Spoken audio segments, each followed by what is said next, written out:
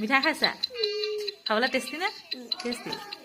ফুলকবি দেখিছে কিমান ডাঙৰ ডাঙৰ হৈছে আৰু হেল্ল' এভৰিৱান গুড ইভিনিং মোৰ নতুন এটি মিনি ব্লগলৈ আপোনালোক সকলোকে স্বাগতম জনাইছোঁ আশা কৰোঁ আপোনালোক সকলো ভালে আছে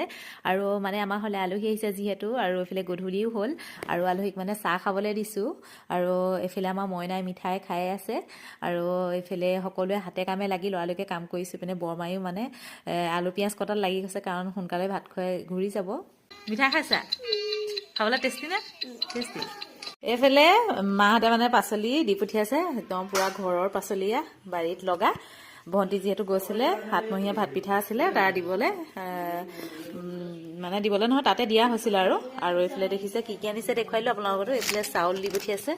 আৰু মানে ঘৰৰ চাউল আৰু এইপিনে লাও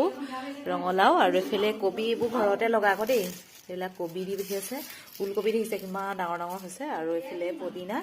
আৰু এইফালে ধনিয়া আছে আৰু ফ্ৰেঞ্চবিন এইটো বিন হয় আৰু এইটো কি হয় এইটো পিঠাগুড়ি আৰু কাচকল এইফালে পালেং আৰু ইয়াতে চাউল আছে চাউল এইখিনি এইফালে ভাইটিয়েও কামত লাগি গৈছে